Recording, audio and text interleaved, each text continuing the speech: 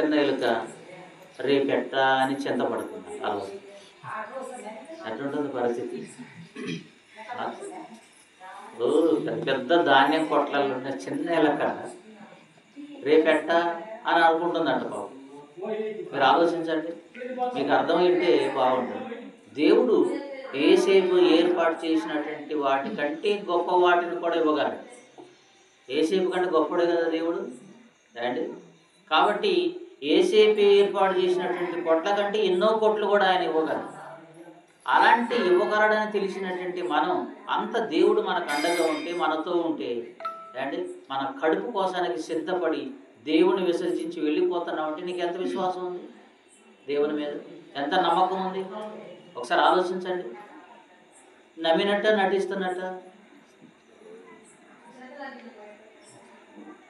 ఒకవేళ మీకు కోపం వచ్చినా ఏం పర్లేదు, నన్ను కొట్టండి, 2 దెబ్బలు పడతా.